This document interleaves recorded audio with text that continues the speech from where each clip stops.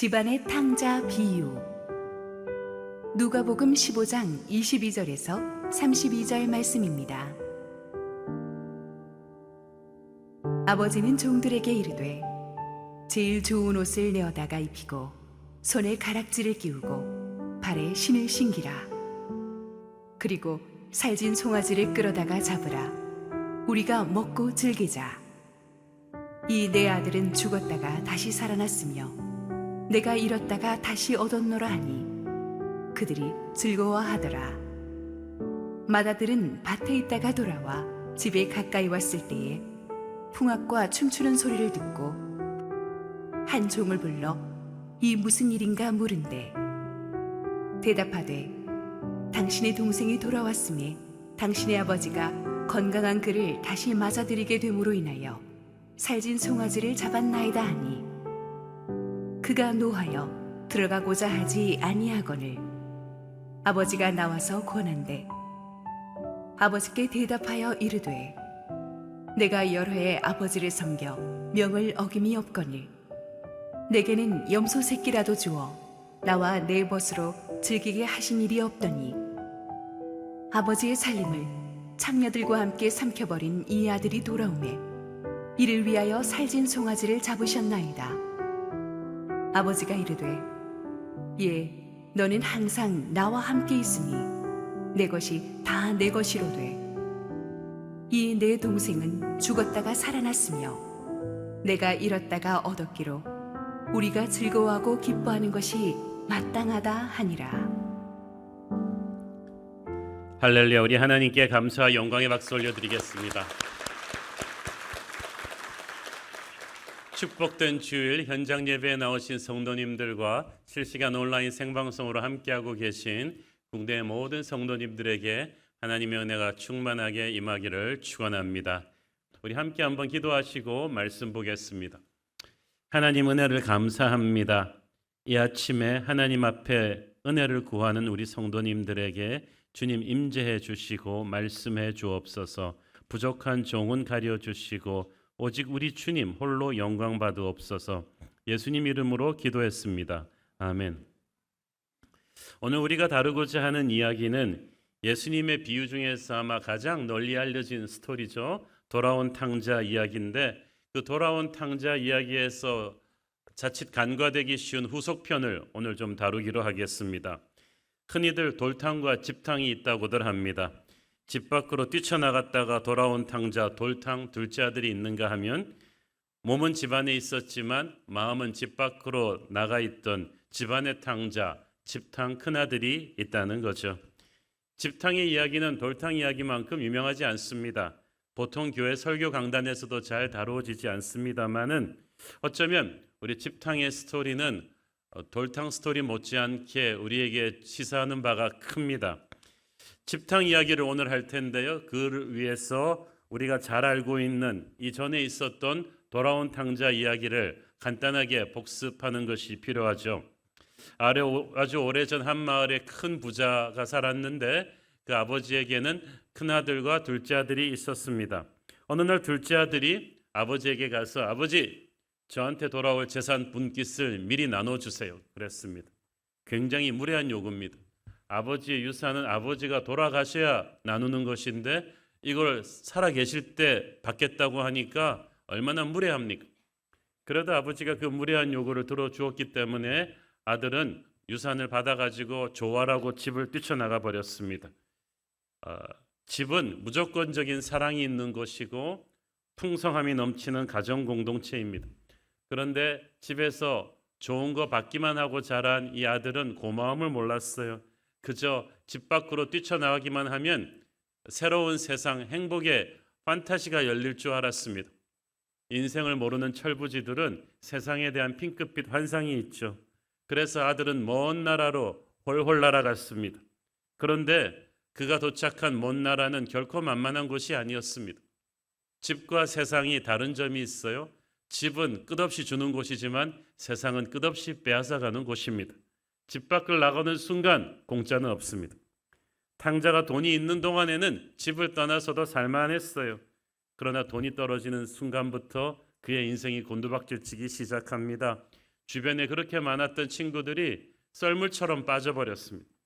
세상은 내게서 더 이상 털어갈 것이 없으면 더 이상 나를 사랑해 주지 않습니다. 내게서 냉엄하게 등을 돌려버리죠. 아들이 돈이 떨어지고 나니까 마침 또 그 나라에 큰 흉년이 들었습니다. 무서운 불경기가 휩쓸어온 거죠. 그런데 이 아들은 어려서부터 자기가 땀 흘려 일해본 적이 없어요. 그런데 여기는 외국이에요. 말도 못하는데 일해본 경험도 없고 지식도 없어요. 그런 외국인이 할 수 있는 게 뭐겠습니까? 그 나라 사람들이 꺼리는 아주 더티한 육체 노동을 했겠죠. 그 중동에서는 돼지를 가장 불결한 짐승으로 취급했기 때문에 어느 나라 사람도 하려 하지 않는 것이 돼지치기입니다. 그래서 이 아들이 돼지치기를 하게 된 거예요.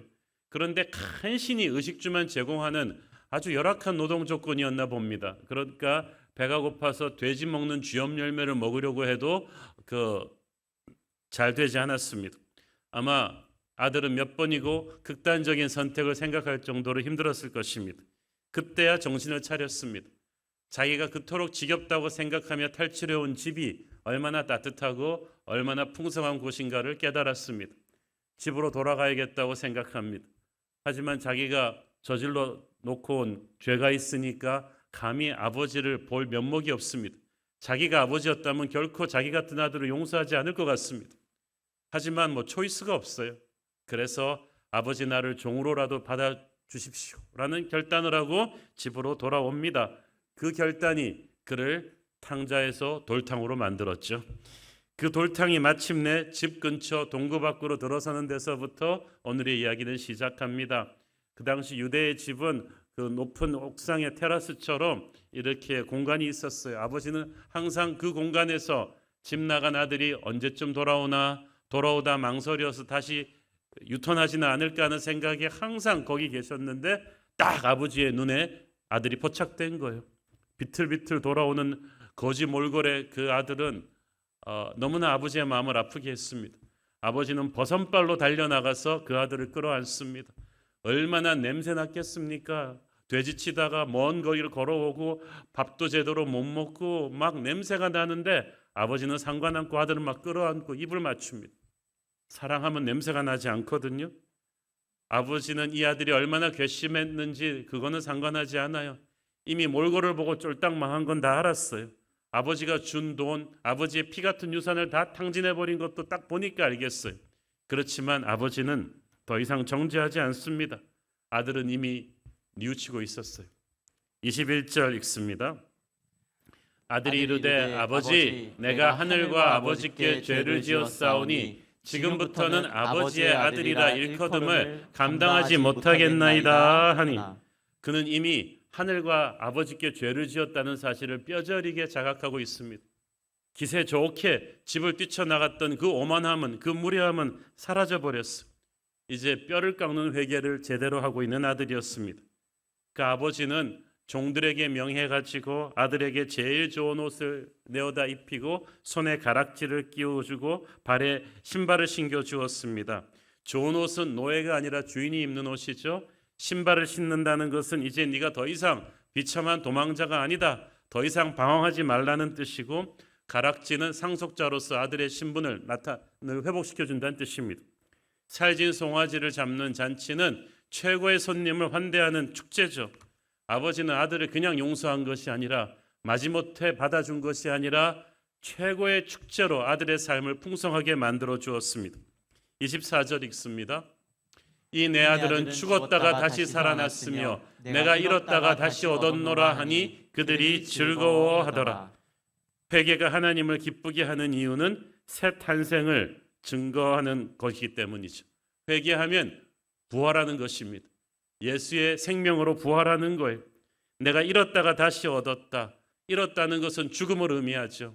이 아들이 살아계신 아버지의 유산을 가지고 집을 뛰쳐나갈 때 그는 이미 아버지에 대해서 죽었습니다. 그러나 회개를 통해서 새로운 생명을 얻었습니다. 그래서 하나님이 회개를 기뻐하십니다. 새로운 생명이 죽은 자가 다시 살아나기 때문이죠. 이 더러운 몰골의 아들을 끌어안으며 기뻐하는 아버지의 모습을 보면 잃어버린 영혼이 집에 돌아올 때 천국에서 춤을 추시는 하나님의 모습을 생각할 수가 있습니다. 하나님은 세상 모든 문제가 해결돼서 기뻐하시는 게 아닙니다. 코로나가 종식되거나 불경기가 해결돼서 기뻐하시는 것이 아니라 집을 나간 탕자 하나가 이 험악한 세상 속에서 그래도 무너지지 않고 마지막 희망을 아버지께 두고 집으로 돌아왔다는 사실이죠. 그래서 아버지는 춤을 추며 기뻐하는 거예요. 전도는 그 아버지의 마음을 아는 사람이 하는 것입니다. 그런데 탕자가 집에 돌아온 것을 모두가 좋아한 것만은 아니었습니다. 어느 주일학교 선생님이 탕자가 집에 돌아온 걸 제일 싫어한 사람 물어봤더니 어느 학생이 손을 딱 들더니 살진 송아지입니다. 선생님은 그때부터 그 아이가 비범한 인물인 것을 알아보았습니다. 그 아이가 자라서 한옥 목사가 되었습니다. 대단하지 않습니까? 어떻게 그런 놀라운 대답을 어린아이 때 할 수 있었겠습니까? 지금도 그 선생님의 충격받은 얼굴이 생각이 나는데 그 형이 집안에 있던 형이 정말 이 상황을 받아들이지를 못했죠. 25절 28절 읽습니다. 맏아들은 밭에 있다가 돌아와 집에 가까이 왔을 때에 풍악과 춤추는 소리를 듣고 한 종을 불러 이 무슨 일인가 물은데 대답하되 당신의 동생이 돌아왔음에 당신의 아버지가 건강한 그를 다시 맞아들이게 됨으로 인하여 살진 송아지를 잡았나이다 하니 그가 노하여 들어가보지 아니하거늘 아버지가 나와서 권한대. 이 아들이 밤늦게 저녁 늦게까지 일하다가 이제 퇴근합니다. 굉장히 자기 의무에 성실한 아들이었죠. 집 근처에 이러니까 이게 웬일입니까? 막 집안이 막 너무나 밴드를 불렀는지 음악이 쿵짝쿵짝만 나오는 거예요. 사람들이 인산인해로 몰려들고 집안에서 막 나오는 이 한우 굽는 냄새에다가 청국장 냄새에다가 전 굽는 이거는 뭐 명절도 아닌데 이게 무슨 일이에요? 동생이 집 나간 이후로 집안이 어딘가에 눌린 것처럼 침울했는데 이런 일은 처음이었어. 형이 놀래가지고 마침 집 밖으로 나온 종 하나를 붙잡고 뭔 일이냐 이게 물어봤어. 종이 신나가지고 작은 도련님이 돌아왔어요. 아우가 돌아오신 거예요. 그러면서 온 집안이 잔치예요. 살진 송아지를 잡았어요. 와, 이 소식을 듣는 순간에 큰아들은 막 피가 거꾸로 솟는 것 같습니다. 28절에 노했다는 말을 원어로 보면은 벌컥 분노를 폭발시켰다는 뜻이죠. 너무너무 화가 났어요. 큰아들이 얼마나 난리를 치며 화를 냈던지 급기야 아버지가 이 소식을 듣고 집 밖으로 뛰쳐나와서 아들을 막 달래기 시작합니다. 영어 성경에는 he pleaded with him, 간절히 애원하다시피 큰아들을 캄다운 시켜요. 자, 이 시점에서 좀 말씀드리고 싶은 것이 있는데 대개 이때까지 우리가 교회 생활하면서 들은 돌아온 탕자 설교를 듣는 우리 성도들의 입장은 설교하는 목사님들의 포인트는 일관적입니다. 회개하고 돌아온 탕자의 회개가 그래도 아름답다.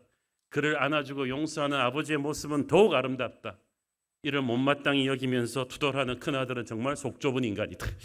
우리가 그런 선입관을 가지고 있는데 말이죠. 이런 단순한 생각은 조금 위험합니다. 첫째, 집을 나가 죄짓고 허랑방탕했던 이 돌탕을 너무 미화해서는 안 돼요. 우리가 보통 모태신앙으로 성장한 성도들 가운데서는 이런 불만이 좀 있으세요. 난 어릴 때부터 너무 모범적으로 살아가지고 간증이 밋밋하고 재미가 없는데 저 형제는 젊은 날 실컷 죄짓고 세상적으로 살다가 와서 간증하니까 얼마나 드라마틱하고 간증이 재밌어요. 그럼 목사님이랑 성도들이 간증을 듣고 박수를 치며 은혜 받고 그를 축복하는 걸 보면서 멀쩡하다가 막 속에서 울분이 나는 거지. 이럴 줄 알았으면 나도 실컷 좀 죄 좀 짓고 회개하고 돌아왔으면 교회에서 영웅 대접을 받을 텐데 난 너무 재미없이 살았는가라는 자괴감이 들기도 합니다. 그러나 이 스토리를 그렇게 봐서는 안 돼요. 왜냐하면 이 돌탕은 분명히 아버지의 가슴에 못을 받고 세상 쾌락의 노예가 되어버린 죄를 지었죠. 그 자신의 입으로 말하잖아요. 하늘과 아버지께 죄를 지었다. 그러므로 그의 돌아오는 회개의 모습을 보면서 그의 죄가 미화되어서는 안 되는 거예요. 은근히 그를 부러워해서도 안 됩니다. 왜냐하면 둘째 아들 돌탕은 이미 자신의 죗값을 톡톡히 치렀어요. 인생 밑바닥까지 떨어졌다는 거예요. 성경이 간단히 표현해서 그렇지 아마 그는 한강다리 위에서 떨어져 죽을 생각까지 몇 번 했을 것입니다. 그의 회개는 그렇기 때문에 처절하고 진심이었어요. 아마 그에게 마이크를 대고 혹시 처음으로 돌아갈 수 있으면 어떻게 하겠느냐고 물어본다면 대답할 거예요. 저는 절대 아버지의 집을 떠나지 않았을 것입니다. 여러분, 난로에 함부로 손댔다가 손이 돼서 손이 엄청난 화상을 입고 간신히 수술해가지고 조금 정상으로 회복된 분한테 물어보세요. 난로에 손 다시 대겠냐고. 다시 회복될 거니까. 아무도 손 다시 안 될 거예요. 여러분, 어릴 때부터 신앙생활 잘하면서 살아온 인생은 지루한 인생이 아니라 축복받은 인생인 줄 믿으시기 바랍니다. 결코 이 돌탕을 부러워하지 마세요. 은근히. 둘째로, 집을 나간 이 동생이 돌아와서 아버지가 잔치를 열어주는 모습을 보고 막 분노하는 큰아들 보면서 우리가 무조건 속 좁은 나쁜 사람이라고 볼 일은 아니에요. 특히 장남이 아닌 둘째, 셋째 동생들은 그렇게 말할 수 있죠. 그래, 형들이란 인간들은 다 그렇게 이기주의자야. 우리 형도 그랬어. 생선 나오면 그냥 가운데 토막 먼저 먹고 오죽하면 동생이 집을 나갔겠어? 그러면서 이 본문을 볼 수가 있어요. 그렇죠. 우리 마지들이 조금 그러셨죠. 제가 막내였기 때문에 그러는 말은 아닙니다. 항상 사진 앨범에도 보면 보세요. 사진 숫자를 요즘은 스마트폰으로 찍을 때 옛날에 애널로그로 찍을 때는 압도적으로 부모님이 맞이의 사진이 많습니다. 둘째, 셋째로 오면서 점점 이게 이제 막 줄어드는 걸 볼 수가 있죠. 부모님도 이제 좀 식상한 거예요. 귀여운 게. 그래서 점점 사진 숫자가 줄고 옷도 항상 형한테 먼저 사주면 그걸 둘째, 셋째까지 막 받아 입으니까 나한테 올 때쯤에 이미 패션이 지나 있단 말이죠. 그래도 뭐 군소리를 못했죠. 하지만 맏아들의 특권은 그보다 수십 배의 의무를 전제로 합니다. 어느 집이든지 대개 우리 마지들 한번 손 들어보세요. 제가 탓하자는 거 아닙니다. 장남들 손 들어. 제가 오늘 여러분들을 이해하는 말씀을 좀 해드릴게요. 장남 장녀들한테는 부모의 기대에 부응해야만 한다는 생각이 있어요. 항상 듣고 자란 말이 네가 집안의 얼굴이야. 네가 잘못되면 동생들 다 어긋나는 거야. 넌 잘못되면 안 된다. 그러다 보니까 마지들이 신중해요. 돌다리도 두드려보다 못해 막 깨물어보고 건너는 마지들. 정말 조심성이 있어요. 왜냐하면 내가 잘못되면 큰일 난다는, 너는 집안의 얼굴이라는 생각이 딱 박혀 있는 거예요. 그래서 부모가 마지가 특권도 많은 건 사실이지만 야단도 제일 많이 쳐. 마지가 가져오는 성적표는 현미경으로 봅니다. 그렇지만 둘째, 셋째로 가면서 좀 지쳐가지고 그냥 대충 보죠. 간섭도 많이 하고 제약도 많이 둡니다. 그렇지만 아랫 동생들한테는 철이 없어 그렇겠거니 하고 관대한 경우가 많습니다. 마지들은 그게 섭섭한 거예요. 그래서 마지는 자기가 하고 싶은 일, 꿈이 있어도 특히 가난하던 시절에는 가족에 대한 책임 때문에 포기하는 경우가 한두 번이 아니었습니다. 제가 이 장남들의 고뇌에 대해서 깊이 이해하게 된 것이 영화 국제시장을 보면서였어요. 그 영화 국제시장에 보면은 주인공 덕수는 마도로스가 되어서 배를 타고 전 세계 바다를 누비고 싶은 꿈이 있었어요. 해양대학에도 합격을 했어요. 그런데 해양대학은 합격은 했는데 보니까 밑으로 동생들이 줄줄이 딸렸네요. 대학도 보내야 되고 시집도 보내야 되는 동생들이 줄줄이 딸렸기 때문에 덕수는 마도로스의 꿈을 접어버립니다. 그리고 서독의 광부로 가서 아주 중노동을 하죠. 월남전에 가서 목숨 걸고 돈 벌다가 다리가 다쳐서 불구도 됐죠. 그 당시 가난하고 힘들던 시절에 대한민국의 장남에게 있어서 자기의 꿈 같은 거는 사치였던 것입니다. 그래서 그런지 이 마지들은 어릴 때부터 하고 싶은 일을 마음대로 하고 싶어하는 동생들을 부러워하기도 합니다. 저는 그래서 우리 마지분들한테 수고했다고 박수를 보내드리고 싶어요. 스스로 한번 박수를 보내십시오. 여러분들의 장남 정신이 정말 이 힘든 시절에 나라를 살린 거예요. 그렇지만 좋은 얘기는 여기까지. 그렇지만 이 큰아들의 마음을, 그래서 장남의 의무감에서 나오는 그 울분과 스트레스는 이해를 하겠어요. 그렇지만 그럼에도 불구하고 이 집탕 큰아들이 하나 잘못 생각하고 있는 게 있었는데 그는 아들인데 노예의 생각을 가지고 살았다는 거예요. 29절을 보세요. 아버지께 대답하여 이르되 내가 여러 해 아버지를 섬겨 명을 어김이 없거늘 내게는 염소 새끼라도 주어 나와 내 벗으로 즐기게 하신 일이 없더니. 자, 여기서 영어 성경에 보니까 여러 해 동안 아버지를 섬겼다는 말을 All these years I have been slaving for you. 나는 당신의 노예처럼 일했다고 말합니다. 어떻게 이렇게 말할 수 있어요?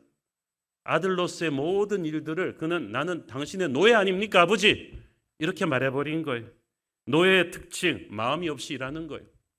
노예가 무슨 꿈이 있어서 전심전력으로 일하겠어요? 그냥 주인 눈에 나지 않을 정도로 마음이 없이 시간 때우는 거죠. 그런데 자기가 그런 노예였다고 말하고 있는 거예요. 저는 아버지의 명을 어긴 적이 없다. I have never disobeyed your orders. 이것도 보면은 노예가 주인한테 복종하는 그 단어예요.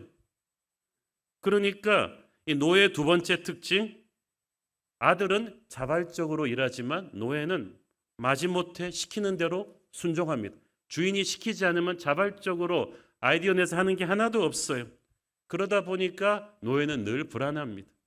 눈칫밥을 많이 먹어가지고 주인 눈치를 봅니다. 아들은 당당합니다. 여유가 있죠. 근데 큰아들은 자기가 이때까지 노예로 살았다는 거예요.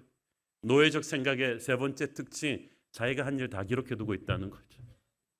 내가 아버지의 명을 이때까지 어긴 적이 있었느냐? 오늘 내가 물 떠왔음. 오늘 내가 밭 한 바지기 갈았음. 오늘 내가 모내기, 아마 기록을 다 쌓아두고 있는 거예요. 집탕은 자기가 아버지를 위해 한 일을 다 기록해두고 있었어. 그래갖고 이럴 때 내보이려고. 내가 훨씬 더 아버지를 위해서 일을 많이 했으니까 동생보다 더 좋은 대접을 받을 자격이 있다고 아버지한테 들이밀라는 거죠. 마치 비자금 장부 쟁여두듯이. 그런데 사랑하는 관계에서는 내가 그쪽을 위해서 뭘 했는지 기록 잘 안 해요. 사랑하는 사람들끼리 뭘 기억해? 내가 그냥 아낌없이 받고 아낌없이 주는데. 노예적 생각의 네 번째 특징은 섭섭한 게 많아요. 섭섭한 게 쌓여서 분노가 된 거예요. 이 큰아들의 분노가 터진 게 언제예요? 돌탕 돌아온다고 아버지가 파티 열어주었을 때 그때 확 터진 거죠. 이 말이 참 기가 차지 않습니까? 내게는 언제 염소 새끼라도 줘서 즐기게 한 적이 있냐? 그런데 아버지 살림을 탕진해버린 저 녀석에게는 어찌 살진 한우 송아지 파티를 열어주냐? 사실 살진 송아지에 비교할 때 염소 새끼는 형편없는 거죠. 지금 집탕이 극단적인 대조법으로 아버지가 불공정하다는 거죠. 사실 이게 세상 기업이라면 큰아들 논리가 어느 정도 설득력이 있습니다. 집에서 많이 일했으니까 살진 송아지를 파티를 받아야 되고, 집 밖에 나가서 허랑방통했던 사람은 염소 새끼 파티도 과분하다. 그런데 여기는 세상 기업이 아니죠. 여기는 패밀리예요. 가족이에요. 형은 아들이지 노예가 아니에요. 자기가 일한 시간 근무 카드를 찍는 사람이 아니란 말이에요. 가정은 기브 앤 테이크의 계산적인 논리가 아니라 측량할 수 없는 비논리적인 사랑이 가득한 곳이 가족이에요. 여기서 노예의 다섯 번째 특징이 나오는데 자기가 무엇을 가지고 있는지 깨닫지 못해요. 31절 보세요. 아버지가 이르되 너는 항상 나와 함께 있으니 내 것이다 네 것이로되. 노예는 주인의 눈치를 보면서 돈 한 푼도 타서 써야 돼요. 그러나 아들은 그냥 쓰면 돼요. 아버지의 것이 다 자기 것이기 때문에. 그 말은 무슨 말이에요? 너는 나와 항상 함께 있었고 너는 언제든지 네가 원한다면 송아지 10마리라도 잡아서 친구들과 잔치할 수 있었다는 거죠. 아버지가 그걸 막겠느냐는 거지. 네가 누리지 못하는 것은 아버지가 막아서가 아니라 너의 마음이 노예였기 때문인 거예요. 아들의 생각으로 살았으면 그는 그렇게 인색하고 강팍하지 않을 수 있었어요. 노예의 마인드로 사니까 눈치 보면서 사는 거예요. 오래전에 한 시골 분이 4박 5일 크루즈선을 탔죠. 그런데 그 크루즈 티켓에 식비가 다 포함된 줄도 모르고 식사 때마다 돈 내야 되는 줄 알고 현금이 없어서 쫄쫄 굶는 거예요. 나을지 쫄쫄 굶다가 마지막 날 가서 자기 한 끼만 좀 먹으면 안 되겠냐 그랬더니 선원이 이상한 표정으로 이미 티켓값에 식비가 다 포함됐는데 어떻게 이렇게 굶으셨냐고. 아들은 이미 모든 걸 누릴 수 있는데 노예의 생각을 하니까 풍성한 아버지의 집에서 굶고 있었던 거예요. 자기만 굶는 게 아니라 남들에게도 나눠줄 수 없는 인색함으로 간 거죠. 큰아들은 아버지의 사랑과 은혜가 자기 것임을 알았다면 넉넉히 동생을 품어줄 수 있었을 것입니다. 그러므로 전도는 은혜가 풍성한 사람이 하는 거예요. 은혜가 메말라 있으면 아들의 영이 아니라 노예로 살기 때문에 나눠줄 수가 없어요. 그러나 여러분 안에 하나님의 은혜가 풍성하면, 하나님의 사랑이 풍성하면 동생을 품을 수가 있어요. 아버지는 아들이 축복의 생산자가 아닌 축복의 통로가 되기를 원하셨는데 큰아들은 지나친 책임감에 자기가 축복의 생산까지 해야 된다고 생각하니까 자기 걸로 나눠줄 게 없다고 생각한 거예요. 아버지의 것은 이렇게 풍성한데 나는 아버지의 것을 가지고 풍성히 나누는 축복의 통로가 되면 되는 것인데 말이죠. 지금도 아버지의 집에 있으면서 노예의 마인드로 사는 사람들에게 하나님은 너는 노예가 아니라 아들이라고 하십니다. 갈라디아서 4장 6절 7절을 보세요. 너희가 아들임으로 하나님이 그 아들의 영을 우리 마음 가운데 보내사 아빠 아버지라 부르게 하셨느니라. 그러므로 네가 이후로는 종이 아니요 아들이니 아들이면 하나님으로 말미암아 유업을 받을 자니라. 아멘. 큰아들은 심은 대로 거둔다는 give and take라는 노예적인 생각을 하니까 아들의 특권을 누리지 못했어요. 아들로서 생각하지 않으니까 아버지의 마음을 이해하지 못하는 거예요. 그러니까 동생이 돌아왔을 때 잔치를 베푸는 것이 무슨 의미인지 알지 못했어요. 아버지가, 제가 아버지 같으면 그런 속 좁은 큰아들을 한 대 쥐어박으면서 조금 야단을 쳤을 텐데 31절에서 그렇게 무리하게 펄펄 뛰는 큰아들을 보고 이 집탕을 보고 아버지가 뭐라고 하십니까? 그러죠. 애야, my son. 원어에 보면은 꼬마야, 애야 이런 뜻이 있어요. 부모님 눈에는 애가 아무리 커도 아무리 무례하고 사고쳐도 꼬마로 보이는 거지. 아버지는 이 큰아들도 속에 쌓인 게 많았구나라는 것을 이해해 주셨어요. 속 좁은 율법주의 위선자로 보시지 않고 너도 내 아들이다라는 걸 상기시켜 줍니다. 이 장면을 여러분 아까 언급한 영화 국제시장의 마지막 장면을 좀 생각하시면 될 것 같은데 그 마지막 장면에서 이제 주인공 덕수가 산전수전 다 겪고 나이 70이 넘었잖아요. 백발 노인이 돼가지고 혼자 방에 들어가가지고 아버지 생각을 합니다. 아버지 생각을 하는 그 순간 70 넘은 노인이 다시 10살짜리 꼬마로 되돌아가 있었어요. 그 10살짜리 꼬마에게 아버지가 상상 속에 아버지가 나타나잖아요. 그런데 그 10살짜리 꼬마가 한 유명한 대사, 영화 보신 분 기억하십니까? 아버지 집 많이 힘들었거든요. 장남으로서 힘들었다는 거죠. 아버지 역할 하느라고 힘들었다는 거죠. 상상 속에 덕수 아버지가 안고 막 칭찬해 주잖아요. 난 네가 참 자랑스럽다. 마음껏 울게 놔둡니다. 그러면서 이제 저분이 힐링이 되잖아요. 오늘의 이야기에 나오는 아버지가 그렇습니다. 세상 사람들은 이 큰아들 집탕이 속 좁은 못된 인간이라고 해도 아버지는 큰아들이 그동안 잘못된 노예적 생각으로 살면서 장남으로서 자기가 다 책임지려는 생각에 속에 분노가 쌓였구나. 그래서 어떻게 합니까? 야단치지 않고 어깨를 내어주는 거죠. 너도 울 수 있는 어깨가 필요하는구나. 이 시간에 자기 혼자 무거운 짐을 짊어지고 힘들게 살아온 큰아들이 계시다면 하나님 아버지의 어깨에 기대어 울기를 바랍니다. 아버지는 여러분을 질책하지 않습니다. 이 돌아온 탕자의 이야기에서 큰아들 집탕은 누구를 상징합니까? 바로 유대인들, 특히 유대인 종교 지도자들을 상징했습니다. 그러면 돌아온 탕자 작은 아들은 누굽니까? 유대인들이 경멸했던 이방인들, 세리, 창녀들 중에서 회개하고 돌아온 사람들을 상징하는 거예요. 유대인 집탕들은 이 돌탕들이 회개했다는 이유 하나만으로 자기들과 똑같은 하나님의 자녀로 대우받는 것을 인정할 수가 없어요. 이런 돌탕들을 가까이 하시고 용서하시는 예수님을 이해할 수가 없어요. 그래서 사사건건 예수님을 공격한 거예요. 비판한 거죠. 그래서 예수님이 그들한테 많이 막 닥달당하셨죠. 그래서 우리는 예수님이 이들 집탕 유대인들을 싫어한다고 생각하기 쉬운데 또 결코 그렇지는 않아요.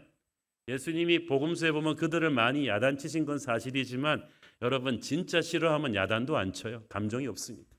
야단치는 건 사랑하는 거예요. 예루살렘아 예루살렘아 내가 너를 모으려고 한 적이 몇 번이나 되느냐. 예수님은 끝까지 유대인들의 회개를 기다리셨어요. 왜냐하면 이 집탕 유대인 큰형들이요 처음부터 이렇게 속 좁은 강팍한 사람들은 아니었어요. 원래 유대인이란 이름의 뜻이 찬양하는 사람들이란 뜻이거든요.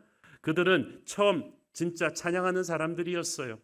다윗과 솔로몬 처음 유대인들의 성전을 지은 분들이 얼마나 뜨거운 예배자였습니까? 어린아이처럼 하나님께 예배하던 그런 사람들이었어요. 장남들도 처음에 태어났을 때 얼마나 아버지 앞에 귀여운 아이였어요. 그래서 하나님께서 할례도 언약궤도 성전도 선지자도 다 유대인들한테 주셨어요. 그것은 열방을 향한 축복의 통로가 되라고 열방에게 은혜를 나눠줄 수 있는 영적인 장남으로 세우셨던 거예요. 그런데 세월이 가면서 그들의 신앙이 식어갔어요. 우상 숭배하기 시작했어요. 그러니까 하나님께서 그들을 향한 보호막을 거두었고 그들은 외세의 침략을 받으면서 나라가 망해버렸어요. 나라가 망하고 나니까 그들은 자신들이 잘못했던 죄를 회개한 게 아니라 자기들을 망하게 한 이방인들을 블레임하기 시작했죠. 이건 다 너희들 때문이야. 그래서 그들에게 이방인들은 원수였어요. 자기들을 괴롭히는 원수. 그래서 그 원수들과 부대끼면서 이들을 지켜줄 마지막 자존심이 율법이에요. 성전이에요. 그래서 성전과 율법에 대한 유대인들의 사랑이 집착으로 변한 거예요. 그걸 붙잡고 이방인들과 자기들은 다르다고 했어요. 이 땅에서는 어떨지 몰라도 저 죄인 이방인들과 하늘나라까지 같이 갈 수는 없다고 생각했어요. 그래서 딱 선을 그은 거예요. 하늘나라 쟤들은 못 들어간다고 했는데 예수님이 그 문을 열어주신 거야. 회개하면 올 수 있다. 그래서 큰아들들이 화를 내죠. 예수님께서 그들을 야단치지 않으시고 끝까지 회개시키려고 하셨습니다. 32절 보십시오. 이 내 동생은 죽었다가 살아났으며 내가 잃었다가 얻었기로 우리가 즐거워하고 기뻐하는 것이 마땅하다 하니라. 큰아들한테 상기시켜 줍니다. It's your brother. 네 동생이야. 네 동생이야. 너는 영적인 장남이야. 너는 축복을 받은 존재야. 너는 축복의 통로로서 이 동생들을 품어야 되는 사람이야. 이방인들을 너는 경멸하는 존재가 아니라 품어주는 사람이 돼야 돼. 오늘날 교회 오래 다닌 기성신자들이 집탕 유대인들 비슷하죠. 우리가 처음 예수님 믿었을 때는 오직 믿음이었어요. 오직 은혜였어요. 그 다윗의 열정이 우리에게 있었단 말이에요. 받은 은혜가 커서 다른 사람들 잘못이 보이지도 않았어요. 근데 세월이 가면서 첫사랑이 식었어요. 하나님의 일을 많이 하다가 어느 순간에 하나님이 아닌 일만 남았어요. 사람들의 눈을 더 의식하게 되었어요. 그래서 스스로를 의롭다고 믿고 우리의 행위로 하나님 앞에 설 수 있다고 생각했습니다. 반대로 죄로 인해 자신을 망친 이 돌탕들은 자기 죄값을 치르는 거니까 비참해져서 마땅하다고 생각을 합니다. 그래서 회개하고 돌아온 것만으로도 교회가 너무 잘해준다고 생각을 하는 거예요. 별로 전도하고 싶은 마음이 없어요. 마음속에 은혜가 메말라 가니까 이 돌탕들을 품지 못하는 것입니다. 감사보다는 분노가, 사랑보다는 섭섭함이 속에 꾹꾹 쌓였어요. 신앙 경력이 오래될수록 우리는 어딘가 모르게 집탕 큰아들을 닮아가죠. 오늘 우리는 다시 은혜로 돌아가야 합니다. 큰아들은 아버지가 동생만 편애한다고 생각했지만 실은 자기는 더 큰 은혜 안에 살고 있는 것을 몰랐어요. 그걸 깨달을 때 우리는 아버지보다 앞서서 돌탕을 안아주는 멋진 장남이 될 것입니다. 오늘 이야기의 특징은 확실히 결론이 안 난 채로 얘기가 끝난다는 사실이에요. 전 어릴 때 그게 궁금했어요. 그래서 어떻게 됐나요, 선생님? 아버지의 인자한 말을 듣고 집탕 큰아들이 회개했나요? 아니면 계속 삐진 채로 집을 나갔나요? 선생님은 얘기해 주지 않았어요. 우리 주일학교 선생님은 저를 힘들어하셨습니다. 예수님은 왜 이렇게 애매모호하게 이야기를 끝내셨겠습니까? 이 이야기의 결론을 저와 여러분이 삶으로 써야 하기 때문이에요. 유대인 크리스천들은 이제 집안의 탕자 마인드를 버리고 아버지의 마음을 이해하고 이방인 돌탕 동생들을 끌어안아야만 했습니다. 오늘날 교회 안에서 자라난 기성신자인 우리가 그 패러다임 전환이 일어나야 전도가 되는 거예요. 오래전에 미국 LA에서 목회를 하시던 목사님이 계셨어요. 한 500명쯤 되는, 40년 전에 LA에서 500명쯤 되는 교회, 큰 교회거든요. 그 큰아들이 제 대학 선배였어요. 근데 큰아들 있고 둘째 아들이 있었는데 둘째 아들이 좀 러프해요, 사람이. 그래가지고 좀 고등학교 때 거친 친구들과 어울리더니 마침내 몇몇 불량한 친구들과 함께 가출을 했습니다. 며칠째 집에 돌아오지 않았습니다. 근데 목사이신 아버지께서 그 둘째 아들 방에 들어가가지고 며칠 동안 목회를 풀스톱한 채, 그 바쁘던 아버지가 신방도 안 가고 설교 준비도 못한 채 그 둘째 아들 방에 들어가서 식음을 전폐하고 금식하며 아들을 돌아오기를 기도하셨다는 거예요. 큰아들이 얼마나 화가 났던지 막 아버지한테 화를 낸 거야. 아버지, 지금 목회하셔야지 지금 뭐 하시는 겁니까? 그딴 자식 잊어버리시라고, 식사하시라고 그렇게 화를 내는데 아버지는 죄인 아닌 죄인처럼 아무 말도 안 하시고 계속 울면서, 등치도 크신 분, 그 둘째 아들 방에서 울면서 기도하시는 거예요. 식사도 안 하시니까 큰아들이 보니 이러다 아버지 잡겠다. 그래가지고 큰아들이 나서가지고 동생 친구 연락처를 다 뒤지면서 전화를 해가지고 마침내 동생의 행방을 찾았어요. 이 녀석이 라스베가스로 튀었네. LA에서 라스베가스까지 4시간 차를 운전하고 갑니다. 가서 고생 끝에 동생을 찾았는데 얘는 이미 돈 다 떨어지고 집에 돌아올 면목은 없어가지고 거의 거지 노숙자 생활을 하고 있는 거예요. 만나기만 하면 좁혀야겠다고 생각을 했는데 너무 거지꼴이 돼갖고 기가 팍 죽어 있으니까 때릴 데도 없어요. 그래서 동생을 툭툭 털어가지고 햄버거를 먹여가지고 차에 태워서 집으로 옵니다. 집 안으로 딱 들어서는 순간 아버지는 그 동생을 끌어안고 막 웁니다. 좀 패줘야 됐는데 아버지는 그냥 끌어안고 우는 거죠. 그때부터 아버지가 식사도 하시고 신방도 가시더라는 거죠. 그래서 큰아들은 이걸 지켜보다가 목사가 됐어요, 나중에. 그래서 그 대학 선배 그 형은 돌아온 탕자 이야기를 가장 리얼하게 설교할 수 있는 사람이 됐어요. 여러분, 전도는 어떻게 하는 겁니까? 집 나간 아들을 기다리며 울고 계시는 하늘 아버지의 마음을 알고 하는 거예요. 방법은 여러분이 알아서 찾으세요. 잃어버린 영혼을 데려올 때까지 아버지는 결코 행복하지 않다. 잃어버린 아들이 데려와야 아버지가 기뻐하신다. 그 마음을 아는 사람이 전도하는 거고요. 전도하는 사람치고 영성이 메말라 있는 사람은 아무도 없습니다. 그 동생 데려왔을 때 아버지의 기뻐하는 눈물을 본 사람이 어떻게 영성이 메마르겠습니까? 전도 축제가 다음 주로 다가왔죠. 저는 우리 모두가 돌탕을 기다리는 하늘 아버지의 마음을 품기를 도전합니다.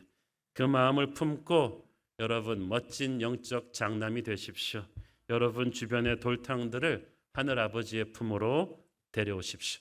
다음 주에 우리 하늘 아버지가 잔치를 벌이는 그런 축제의 주일이 되기를 축원합니다. 기도하겠습니다. 하나님 은혜를 감사합니다. 우리 마음속에 집안의 탕자가 있던 것을 고백합니다. 우리의 마음이 아들의 영이 아닌 노예의 마음으로 살았던 것 회개합니다. 하나님, 잃어버린 동생을 아버지의 마음으로 품는 진짜 영적 장남이 되게 하옵소서. 예수님 이름으로 기도했습니다. 아멘.